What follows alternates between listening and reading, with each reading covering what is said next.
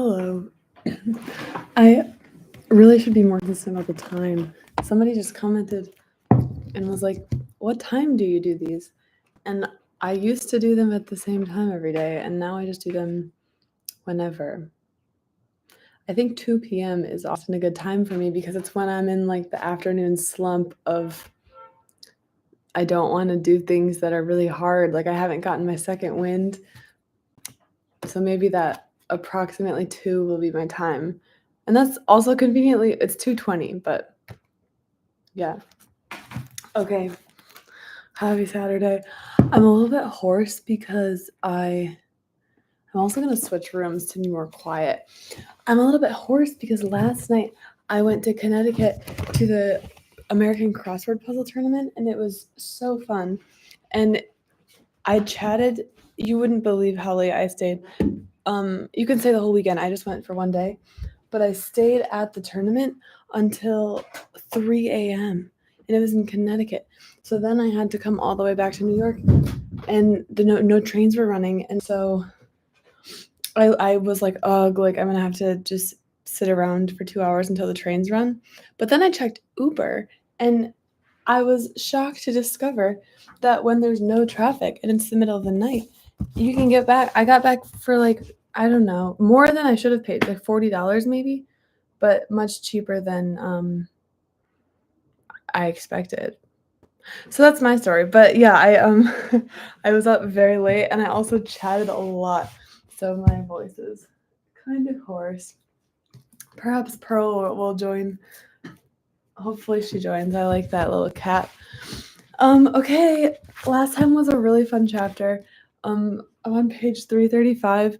Before the book was talking about how bad a lot of the parks within New York City itself were before Robert Moses. And still my favorite one that he mentioned was Bryant Park in 1932 had that like crazy cash grab um building made out of plaster that they charged people to go see and no one wanted to see it. So then they were like, well, what if we played Mickey Mouse? What if we had Italian opera? And people still didn't see it. And so then they ran out of money and they were like, well, we can't afford to tear it down even. So it just crumbled there. And then the city had to spend tax dollars to take it down. And then they lost the statues that were there. And then later they were just found under the Williamsburg Bridge. That was my favorite part. Okay, chapter 3 or page 335. Almost directly across the park, off Central Park West, was Jacob Ray Mould's Sheepfold, considered by some critics the finest existing example of the full-blown architecture of the mid-19th century. And from a distance, the sheep who grazed opposite it on the green or sheep meadow under the care of a resident shepherd who twice a day held up traffic on the park's west drive to herd his flock across, made a picture as pretty as Olmsted had envisioned. But a closer look disclosed that because for generations the sheep had been allowed to inbreed, every one of them was malformed.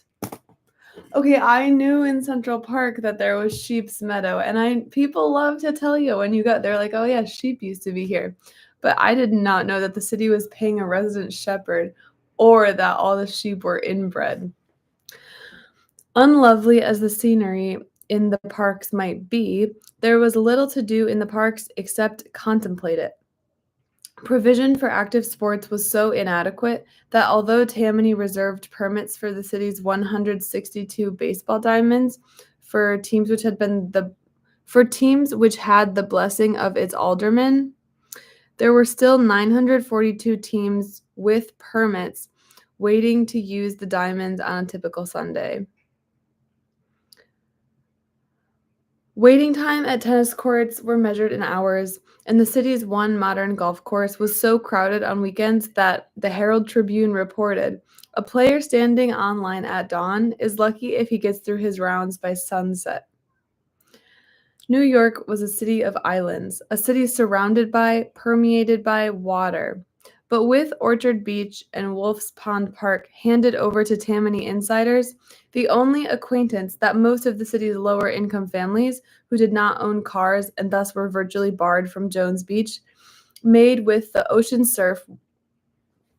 Oh, the acquaintance they made with the ocean surf was at Coney Island, where 1 million people, treading gingerly among broken glass and filth that seemed never to be cleaned up, jammed the beach so full on a Sunday that one could hardly see the sand. The beach at Jacob Riis Park in the Rockaways was used only sparsely, but there was a reason. There was no way for a family without a car to reach it, and families with cars could reach it only after a torturous trip. Swimming in one's own neighborhood, moreover, was all but unheard of. In the entire city, there were, in 1932, 2 tiny outdoor swimming pools. Children who wanted to wade and splash in an outdoor shower could wade in the gutters after they unscrewed fire hydrant covers. No one had ever heard of wading pools in playgrounds. The men who worked in the parks contemplated the scenery. Even in an era in which every city department was staffed through patronage, the 5 borough parks departments were something special. Recalls one observer. You couldn't tell the difference between a park employee and the bums hanging out in the park. The weight of the when it said that the parks department was something different, I thought they were going to be a little bit better than the rest, a little bit more wholesome. This is so much not what I expected. The weight of the roomy-eyed drunks who served as lifeguards at Jacob Riis Park, Rockaway Beach, and Coney Island was as excessive for their job as were their ages.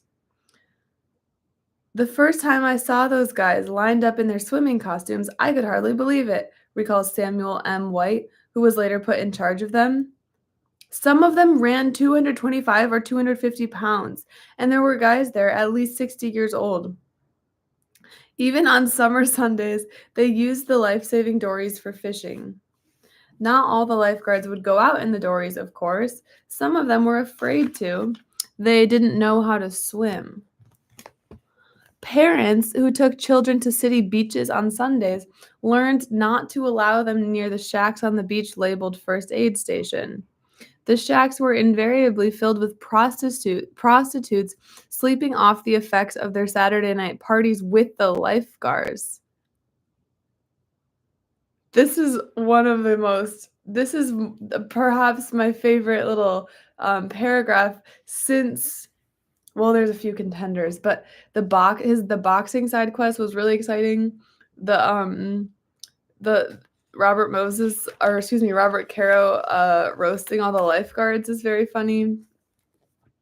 This is a very good section. Okay. Quote, those whores were as unbelievable as the guys, White recalls. They were some of the ugliest women I've ever seen. The aged biddies in charge of park comfort stations were widows of Tammany ward healers, and they understood that no work was required of them. According to one reporter, some had curtained off all but, say, 2 of the 8 toilet compartments, the imported chairs, tables, and hangings in the cozy space, and frequently had in their friends to afternoon tea. The lady in charge of the comfort station, perched on a rocky bluff overlooking the Metropolitan Museum of Art, spent her time there removing much of the plumbing and then building herself a cozy little sitting room in which she had installed a grand piano. The chords of a Chopin nocturne startled more than one woman who entered the comfort station in good faith. The Depression added its own touches to the parks. The shack towns named bitterly Hoovervilles, in which homeless men sought refuge. One of the largest was a collection of more than 200 hovels of old boards, flattened gasoline tins, and pieces of sheet iron and cardboard in the dried-out bed of the abandoned Central Park Receiving Reservoir behind the Metropolitan Museum of Art. At night, its inhabitants ate birds they caught in the park's bird sanctuary. I personally would not like to eat a bird that was hanging out on the dirty streets of New York. I just really did not expect to reach a chapter where we're like where it's about how fat and ugly the lifeguards and their prostitute friends are. Did not really think that was going to be coming up next, but I'm glad it was there. It wasn't what the Depression did to existing parks that most worried New York's reformers, however. They were more concerned about its effect on the city's plans to acquire new ones. Nothing was more disturbing to reformers than the city's lack of parkland. In 1932, only 14,827 acres, or 7.28% of its area, had been set aside for the recreation of its citizens, a percentage smaller than that set aside for recreation in almost any of the other 10 largest cities in the world or in America. And almost half of the 14,827 acres were not really parks, but only land intended for parks. 3,256 of those acres, for example, were contained in the two marine parks in Brooklyn and Staten Island, and these two parks were nothing but utterly undeveloped marshlands underwater part of each day. There was least parkland, moreover, in those areas that needed parks the most.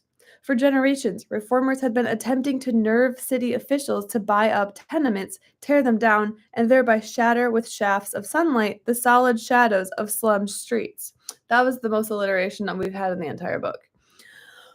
But the difficulties of relocating tenement families, the veto power over city policies exercised by powerful Tammany district leaders who didn't want Democratic voters removed from their districts, and the lack of will to civic improvement had kept the Highland and Walker administrations from taking the leap.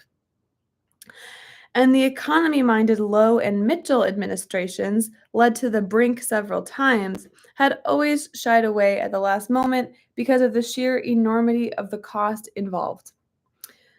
As a result, after nearly a century of agitation for the creation of breathing spaces in slums, parentheses, Moses's grandfather, Bernhard Cohen, had been one of the agitators during the 1870s. Yeah, remember that guy? Wow, Bernhard was the one that his wife is not Bella. His wife was the one. Bernhard's wife wore the pants in the relationship, but then he kind of, it seems like he just kind of like stumbled at one point into public office, and so he did have a little political background. But his wife's name was what's her name? Bella's mom. Now it's gonna drive me crazy if I don't. Okay. Sorry, now I really need to. Okay, I'm almost there. Bella's his mom, who worked at Madison House. Rosalie Cohen. Granny Cohen. Yes. Anyway, let's see. Okay, so after nearly a century of agitation for the creation of breathing spaces in slums, there were on the Lower East Side, in an area a mile wide, into which were crammed more than 500,000 people. Exactly 2 small parks, neither of which contained a single piece of play equipment. With the exception of a block square dirt and weed-covered vacant lot owned by the city at Corlear's Hook, just to the east of this area, there was not another clearing in the wilderness of tenements stretching away from the massive granite piers of the Brooklyn Bridge all the way to Tompkins Square, 31 blocks to the north. And if one stood atop the Upper West Side's high ridge in Morningside, St. Nicholas, or Colonial Park, and looked down to where the ridge fell suddenly into an alluvial plain once known as the Harlem Flats, which in 1932 contained the city's Spanish, African American, and Italian slum areas, he would see nothing between the end of Central Park on 110th Street, down to his right, and the beginning of Coogan's Bluff at 155th Street, down to his left, but a vast expanse of the asphalt gray of streets, the tar paper gray of tenement roofs, and the dingy brick red of tenement walls stretching endlessly eastward until at last mercifully cut short by the East River, an expanse in which, except for a poignant hint on the rocky slopes of Mount Morris Park at 124th Street, there did not exist a single patch of green.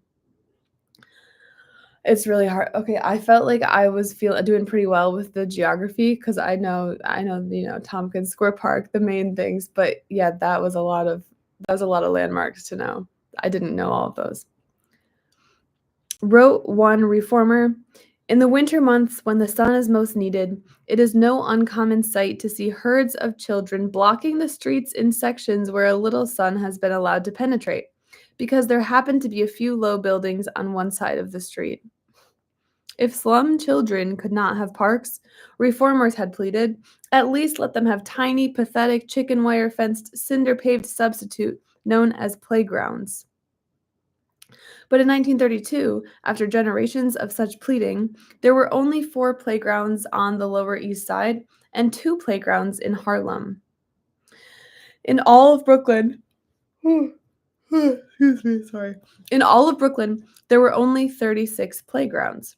In all of New York, a city which in 1932 contained approximately 1,700,000 children under 12 years of age, there were only 119, or one for every 14,000 children.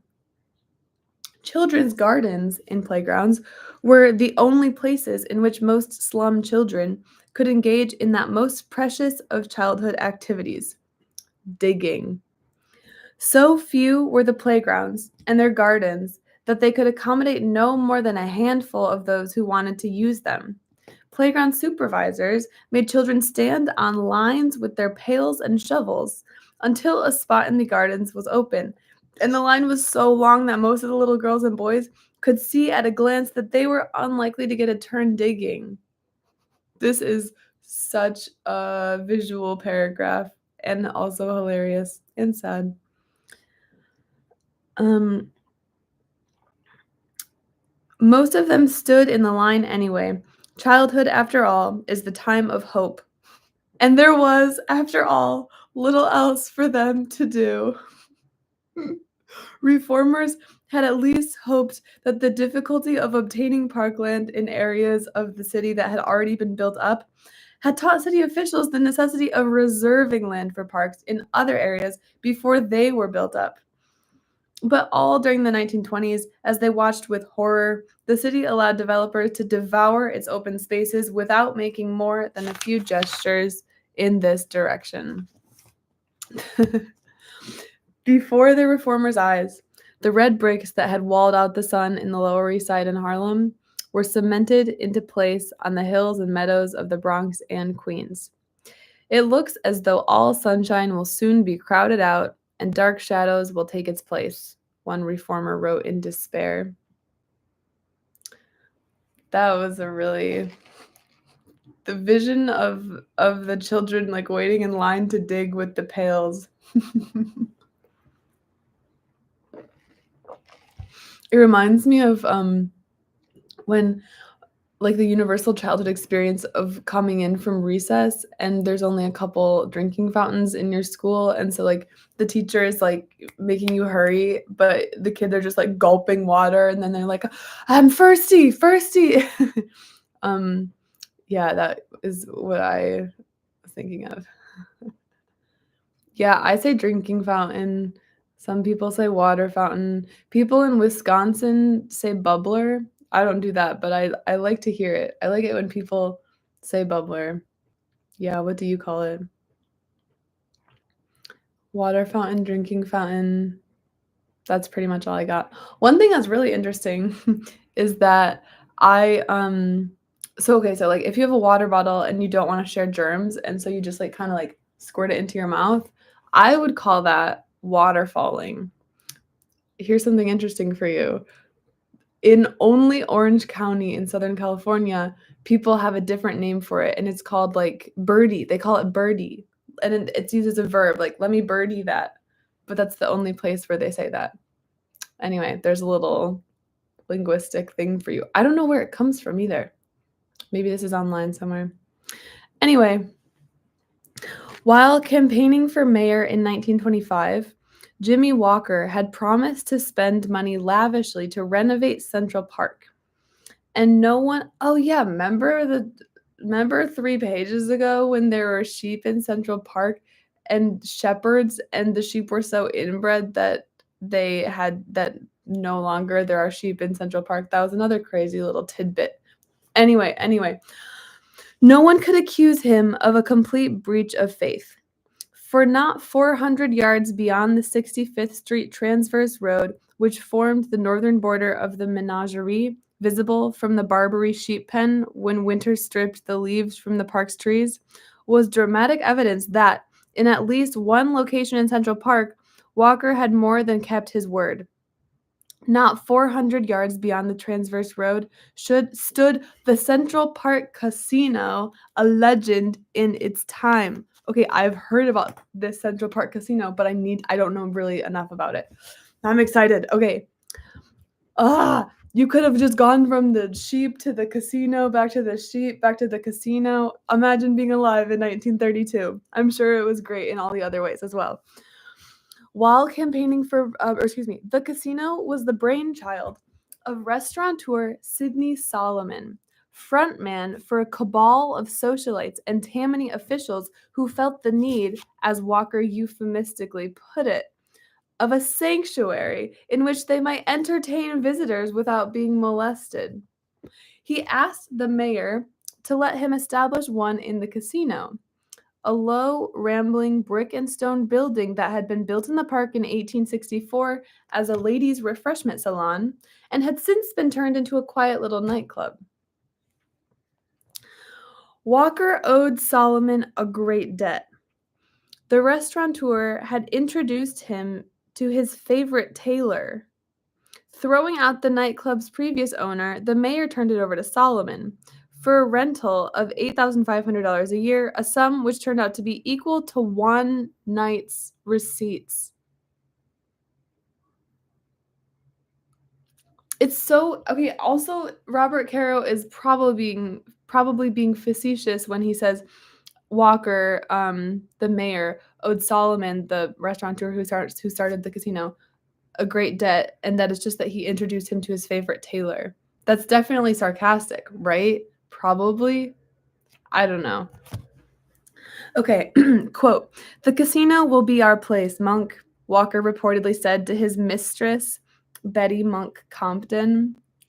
Parentheses, Mrs. Walker's place was apparently Florida, the state to which she had been packed off for an extended vacation.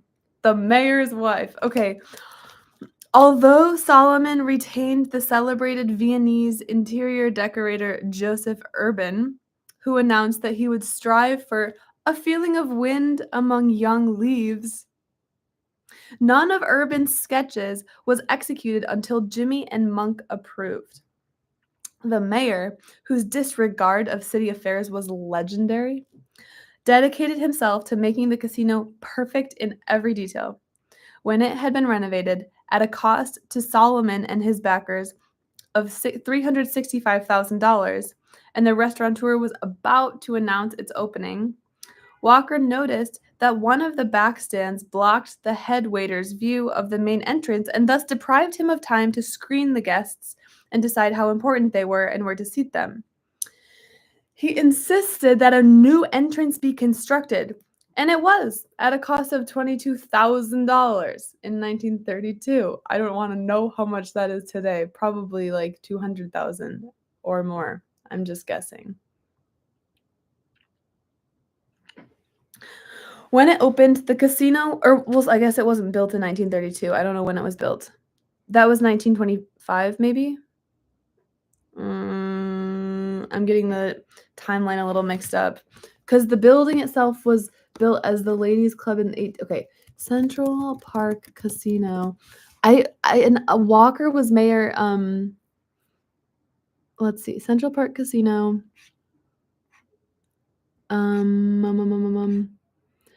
Okay, Jimmy Walker was mayor during the late 1920s. I'm reading Wikipedia right now. He reportedly spent more time at the casino than at New York City Hall. He had an office in the casino and conducted city administration there while meeting with political cronies. It was 1929. That's when Jimmy Walker, the mayor, allowed his friend Sidney Solomon to transform the casino into one of New York's most expensive nightclubs.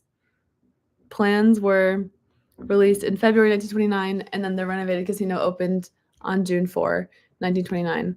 Wow, this Wikipedia article, by the way, for the Central Park Casino is like fine. It's okay. There's a couple paragraphs, but it's a start class article, which is like I could talk about Wikipedia's classification system for a long time, and I won't. And there's Pearl, by the way. She was knocking on the door. You can kind of see her. But it goes like stub, start, then C, B. There's no such thing as A, then good article, then featured article. But what I'm saying is start is really low. Like you could improve it if you want to. And maybe I will. I keep saying that though. I keep reading this book and finding weird tidbits and being like, oh, I need to write the Wikipedia article on that. And then I have too many ideas and not enough follow through. Okay, anyway. When it opened, the casino was hailed by one well-qualified observer as the swankiest restaurant New York has yet seen. The dining pavilion was silver and maroon, the ballroom, except for Urban's flowing golden murals, all black glass. The day room, fumed knotty pine. Emil Coleman's Popular Society Orchestra played in the pavilion, and Leo Reisman's in the black and gold room. Spelling the orchestras were two pianists, the famous Nat Brandwin, and a handsome youngster,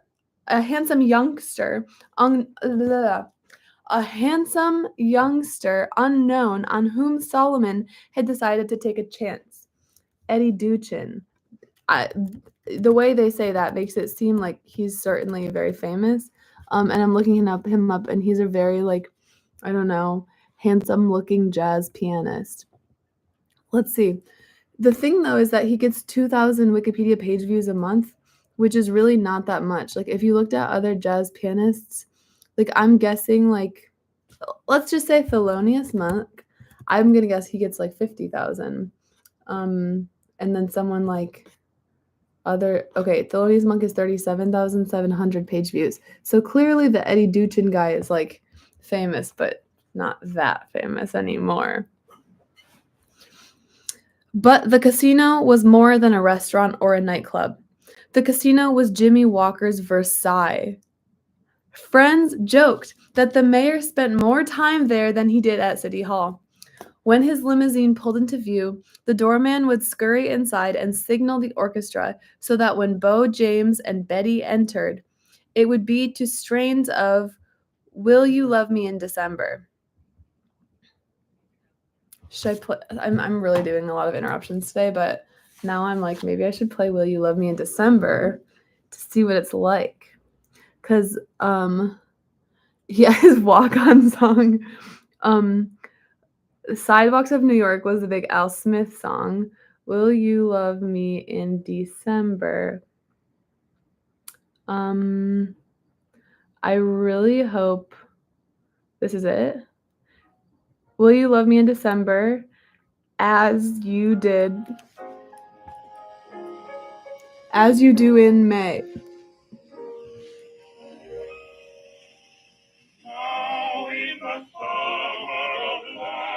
Doesn't this just make you want to gamble?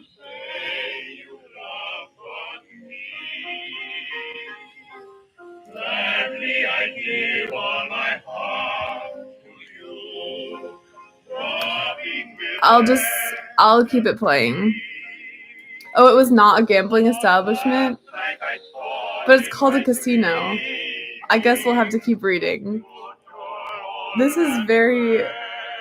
kind of reminds me of the song that was kind of a meme a while ago because it was the song that was the top song in America while when Mitch McConnell was born. Oh, the name comes from Italian for little house, not gambling. Okay, well, never mind. I guess it's not the casino as I understood the definition of casino. But still. Okay, anyway, this is a really fun chapter and I'm truly making the progress at a snail's pace. But I don't really mind. Holding hands with Betty, sipping champagne while she sipped beer, the mayor would receive the parade of visitors to his table with careless ease.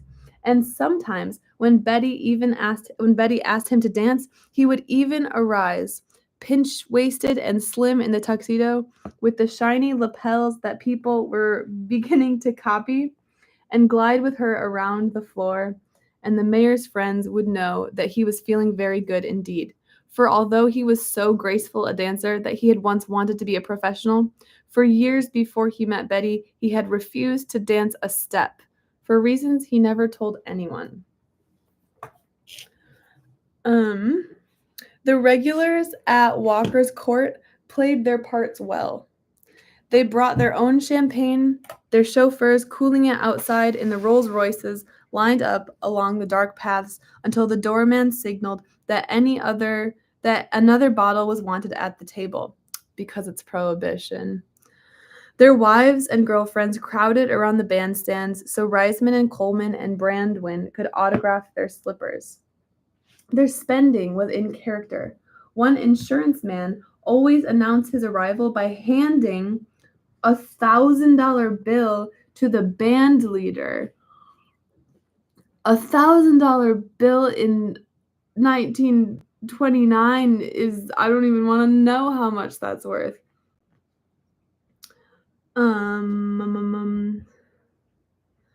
At closing time, the bills fluttering down onto the hat-check girls' little silver trays seemed to one observer to be mostly hundreds. Reisman and Coleman were offered fabulous fees to play on after closing at private homes. And when the society crowd discovered Duchin, there was no limit to their generosity. A member of the Grace steamship family once paid him $20,000 to play at a party. The depression, what depression? Quote, until LaGuardia came in, we never had a losing day, panic or no panic, Solomon was to say. And in a duplex upstairs retreat closed to the public, its very existence concealed by the building's lowering mansard roof, Tammany politicians were entertained by Broadway chorus lines, rushed to the casino en masse by motorcycle escort. And all the while, in a small adjoining office, its walls covered with green moire and its ceiling with gold leaf, its heavy door carefully soundproofed, Walker held court for favor seekers and politicians, and it was there, insiders said, that much of the city's business was transacted. What do you think about that? Moses's attention had been drawn back to New York even before the Depression.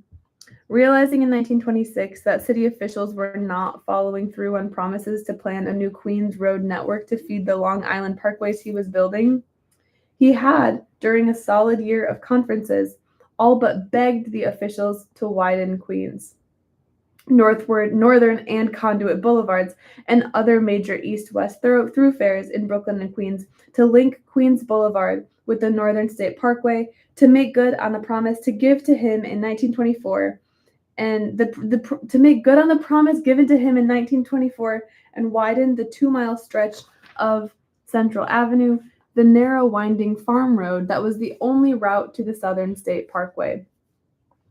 Disturbed that Bronx and Westchester residents could reach his Long Island parks only by driving down into Manhattan and across the Queensboro Bridge, he had persuaded Al Smith to urge a start on construction of the long-talked-about Triborough Bridge. But in 1932, 6 years later, not even a start had been made on building these thoroughfares, with the exception of Queens Boulevard, on which work was proceeding so desultorily that its completion was nowhere in sight. And the farms that in 1926 could have been acquired cheaply for the right-of-way had become subdivisions the city could no longer afford to buy. Central Avenue was still unwidened. 6 years after the opening of the most modern highway in the United States, the only approach to it was still a farm road. And for the Triborough Bridge, which was renamed the Robert F. Kennedy Bridge in 2008, but people definitely still call it the Triborough Bridge. Anyway, for the Triborough Bridge, the ring of the pile drivers hammering in its foundations after Mayor Walker had broken ground on October 25, 1929, had a distinctly hollow undertone. For while city officials were proclaiming that New York's traffic problems would be largely solved or the day that cars could spend up its mighty ramps. Moses was asking the project's chief engineer, a Tammany hack who had entered city service in 1886 as an axeman, where the cars were going to go when they came down, and was learning that no one had thought to plan even a single approach road at any of the bridge's 3 termini. And, upset as Moses was at that, he soon realized that it was likely to be of no consequence. October 25, 1929 was a Friday, the Friday after Black Thursday, the day of the stock market's crash. The proximity of the 2 days proved significant. The city's $5,400,000 initial allocation for the bridge, largely wasted on extravagant condemnation awards, council fees, and other items of Tammany graft, ran out after the Ward's Island piers had been built, and the city was prevented by the Depression from raising any additional funds for the project. In 1932, it had been at a complete standstill for 2 years. I'm going to do one more paragraph, I think. This is a really fun chapter. And remember, in a mere 6 pages is the next chapter, chapter 19, To Power in the City, which I've only read the first line, and that's all I'm going to read because I want to be surprised. The first line simply says, in New York City, 1933 was the year of the Goo-Goo. So Goo-Goo is approaching. Moses's plans for New York were not confined to Queens. The city's prestigious Park Association, inspired by his Long Island work to attempt again to save the city's fast disappearing open spaces, had formed the Metropolitan Park Conference and made him its chairman. Assigning selected state park council staffers to city problems without the knowledge of the legislature, of course, he furnished the reformers with the ingredients the efforts had been lacking: the expertise of engineers, landscape architects, draftsmen, and surveyors experienced in park work. There were plenty of ideas for park acquisition floating around the city. Some had been floating around for decades. Now Moses firmed up these ideas, made them concrete, codified them into terms that enabled the reformers to present specific demands to the Walker administration. Probably is presenting those demands in the Central Park Casino, which I'm somewhat disappointed to learn had no slot machines or gambling, but was still very ritzy. And Moses gave the reformers something as valuable as his organization. He gave them his vision. No sooner had he become chairman of the Metropolitan Park Conference than he began driving endlessly around New York. The big black Packard that had once been pulled up in the yards at the Long Island farmhouses was parked now at the edge of the lonely marshes on the shore of Jamaica Bay, in the empty, rocky fields on a deserted Brooklyn peninsula known as Ferry Point, and at the spot on Riverside Drive to which, 20 years before, he had taken taxicabs while he was conceiving his great highway along the Hudson. Pearl's like playing... It's like she's playing with the guitar pick. This is like her best toy right now. Also, something interesting. Did you know that Jamaica and Queens, it's spelled the same as Jamaica, the island, but they have completely separate etymologies. No, don't spoil the Goo-Goos. I don't want to know. I want to be surprised. I need, you know what? In this cruel world, I need things to look forward to. While Moses' chauffeur waited in the car, he was walking around with the same long, restless strides with which he had covered Long Island, lost in concentration, occasionally making sketches on a yellow legal notepad. Okay, actually, I'm going to read another paragraph. On February 25, 1930, before 500 civic leaders gathered in the grand ballroom of the Hotel Commodore for the Park Association's annual dinner, Robert Moses, dressed in tuxedo and black tie, tied by Mary. Shout out for the Mary reference. Love those. They don't come very often. He rose to his feet and tugged a cord which dramatically pulled the drapery from a huge map of New York City hanging behind the dais. Running across the map were heavy red lines. One which started in Brooklyn at the Brooklyn Bridge ran along the borough's western and southern shores, skirting Jamaica Bay, and then, in Queens, headed north along the city's eastern boundary. The shorefront portion, Moses said, was a marginal boulevard. He had not yet named it the Belt Parkway, which would provide a quick this is a hard word to say, circumferential passage around Brooklyn. The portion that ran north along the city boundary was a cross-island parkway. A third of the way up its length, it crossed and linked up with the Southern State Parkway. 2/3 of the way up, it crossed and linked up with the Northern State and with the proposed Grand Central Parkway. And at its end was a bridge, a Ferry Point Whitestone Bridge, he called it, not yet having named it Bronx Whitestone, that would enable motorists to speed across Long Island Sound. And then, ... Okay, so I have to read the next paragraph. The audience's eyes followed the pointer in Moses' hand. At the northern end of the Ferry Point Whitestone Bridge was another line, heading northeast to link up with the Hutchinson River Parkway that he had already built in Westchester County, almost as far north as the Connecticut border. This, Moses said, was a Hutchinson River Parkway extension. That was really a little bit less exciting than I was imagining. The audience, most of whose members had been concerned for years about the city's traffic problems, grasped at once the significance of what Moses was showing them. If the marginal boulevard, the Ferry Point Whitestone Bridge, and the Hutchinson River Parkway extension were built, they saw, motorists would be able to leave Manhattan Island on the Brooklyn Bridge and then proceed over broad, modern roads unhindered by a single traffic light all the way around Brooklyn to the Long Island parkways and parks. In addition, Manhattan and Brooklyn motorists would be presented with the through route to the Bronx, Westchester, and New England, and so would motorists from Nassau and Suffolk counties. And looking at it in reverse, the Bronx, Westchester, and New England would suddenly be brought within easy access of the Long Island parks. This is the end of traffic in New York. Moses' pointer reversed itself, tracing the marginal boulevard backward around Brooklyn. When it got to the Narrows, at a point opposite Staten Island, it stopped. Planners had long dreamed of a crossing between Brooklyn and Staten Island. Moses said, the Narrows tube had been only one of several abortive attempts to make that dream reality. Now it was time to finish the tube. And again, I remember last time I had this, is tube like kind of like the London tube, like a subway, a tunnel, or is tube a bridge? Not clear. It's probably a tunnel, right? As soon as it was built, it could be linked with a parkway system on scenic Staten Island. More red lines rimmed the shoreline there, and via a parkway straight across the island with the Goethals and Outer Bridge crossing bridges on its western shore.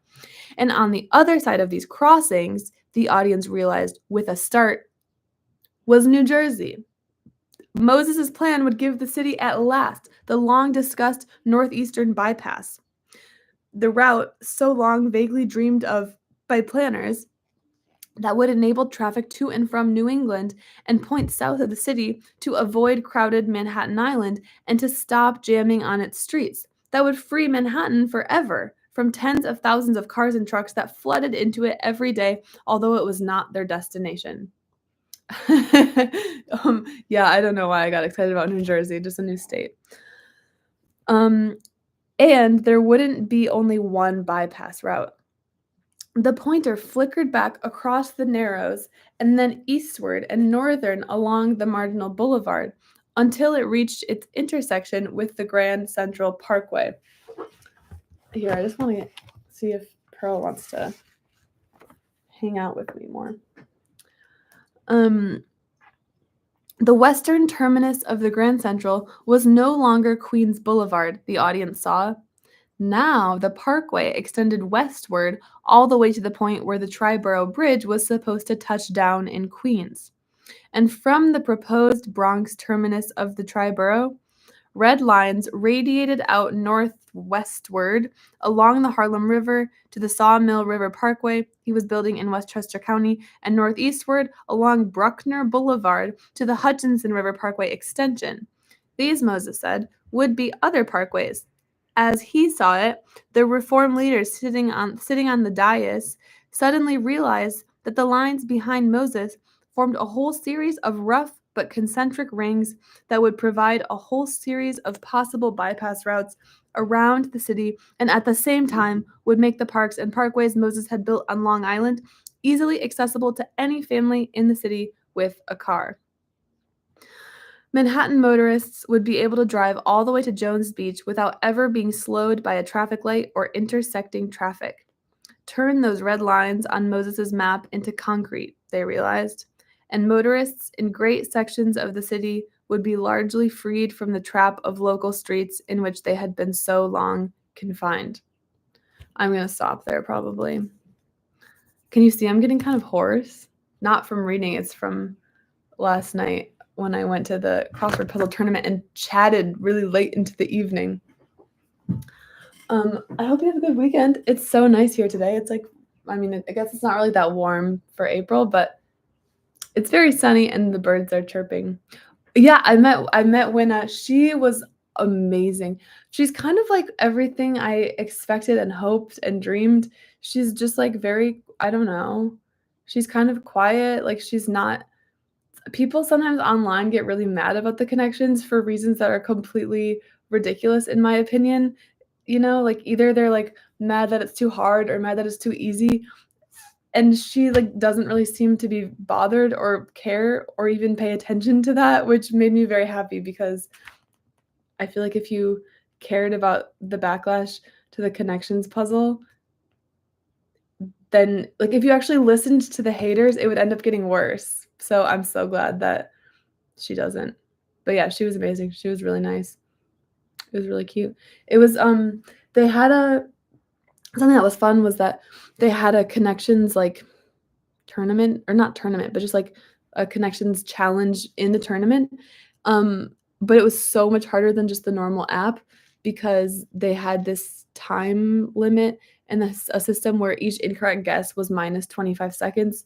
And then if you got if you guessed the hardest category, the purple first, then you added 50 seconds, which was tricky because when you're doing that, you're actually just kind of guessing what they think is the hardest. But yeah, it was really fun.